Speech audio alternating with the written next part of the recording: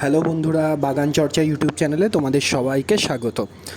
বন্ধুরা, এই বর্ষায় কিন্তু জবা গাছের প্রচুর পরিমাণে কিন্তু ফুল আসার সম্ভাবনা রয়েছে। যারা আমরা ছাদ বাগানে দেশি এবং ব্যাঙ্গালোর বা পুনে ভ্যারাইটির জবা গাছ করি, তাদের জন্য কিন্তু এইটা আদর্শ সময় জবা গাছের কাটিং লাগানোর, কাটিং গ্রো করার এবং এক্সিস্টিং যেই গাছ রয়েছে সেই গাছে হাজারের বেশি ফুল পাওয়ার।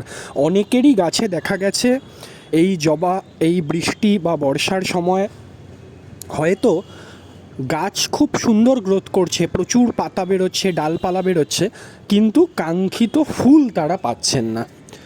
এবার এই বর্ষার সময় বৃষ্টির জলে প্রচুর পরিমাণে নাইট্রোজেন থাকার জন্য হয়তো গাছের গ্রোথ তোমরা বিনা যত্নেই পেয়ে যাবে, কিন্তু গাছে যদি প্রচুর পরিমাণে ফুল আনতে হয় তবে কিন্তু তোমাদের একটুখানি আলাদা করে পরিচর্যা গাছে করতেই হবে। প্রথম পরিচর্যা হচ্ছে গাছে এই সময় ভালো করে কাটিং করো বা পিঞ্চিং করো, এবং যদি কোনো বড় ডাল থাকে সেগুলোকে কেটে নিয়ে সেই ডাল কিন্তু এখনই বসানোর সবচেয়ে বেস্ট টাইম।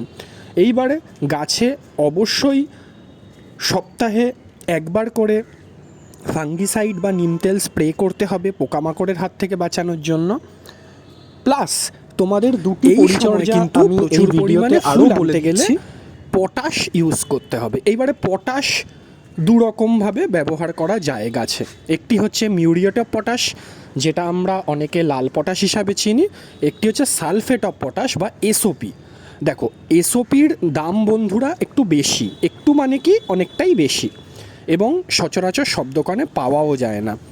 এসওপিতে খুব তাড়াতাড়ি কুইক রেজাল্ট পাওয়া যায়, এবং এসওপি সবচেয়ে ভালো রেজাল্ট পাওয়া যায় যদি তোমরা জলে গুলে গাছে স্প্রে করো। এবার ধরো তোমরা এসওপি পাচ্ছ না বা অনেক দামের জন্য তোমরা ব্যবহার করতে পারছো না, সেক্ষেত্রে কিন্তু মিউরিয়েট অফ পটাশও ব্যবহার করা যায়। তবে মিউরিয়েট অফ পটাশ ব্যবহার করতে গেলে একটু সাবধানে ব্যবহার করা উচিত। একটি যদি 10 ইঞ্চি বা 12 ইঞ্চি টবে জবা গাছ থাকে, গাছের গোড়ায় কিন্তু এই পটাশ সার দেওয়া যাবে না।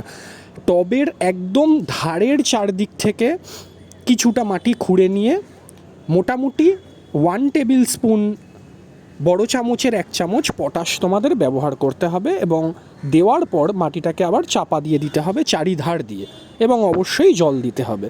এটি কিন্তু 15 দিনে একবার দিতে হবে, এবং এই 15 দিনের ইন্টারভ্যালে তোমাদের 3 বার ব্যবহার করতে হবে।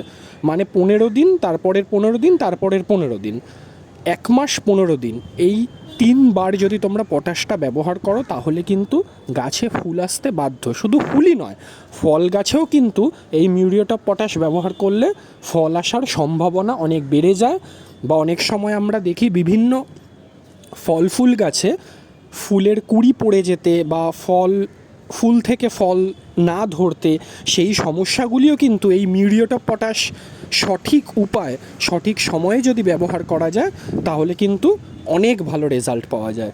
দ্বিতীয় যেটি ব্যবহার করতে হবে সেটি হচ্ছে ডিএপি। বন্ধুরা, যারা আমরা অনেক বছর থেকে ছাদ বাগান করছি তারা প্রত্যেকে জানি ফুল গাছে ফুল আনার সবচেয়ে বেস্ট অস্ত্র হচ্ছে গিয়ে ডিএপি বা ডাই অ্যামোনিয়াম ফসফেট।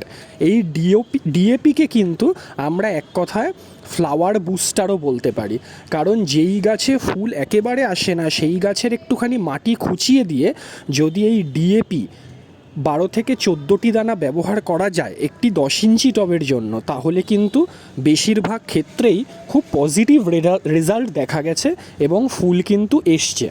এই জন্য তোমরা এই জবা গাছেও ডিএপি ব্যবহার করবে, সেই একই নিয়ম 15 দিনে একবার। তবে যখন তোমরা পটাশ ব্যবহার করছো তখন কিন্তু ডিএপি ব্যবহার করবে না। প্রথম 15 দিনের জন্য তোমরা পটাশ দিলে, তারপরের 15 দিনের জন্য তোমরা ডিএপি দিলে, আবার তারপরের 15 দিনের জন্য পটাশ দিলে, এইভাবে ইন্টার এক্সচেঞ্জ করে তোমাদেরকে ব্যবহার করতে হবে।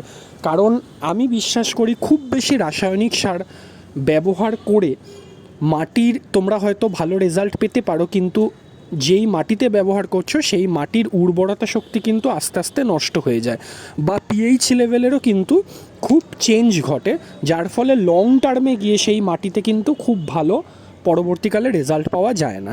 এই জন্য যতটা পারবে কম কেমিক্যাল ফার্টিলাইজার বা রাসায়নিক ফার্টিলাইজার ব্যবহার করে গাছ থেকে বেস্ট রেজাল্টটা নেওয়ার চেষ্টা করতে হবে। আজকের মতো এই পর্যন্ত।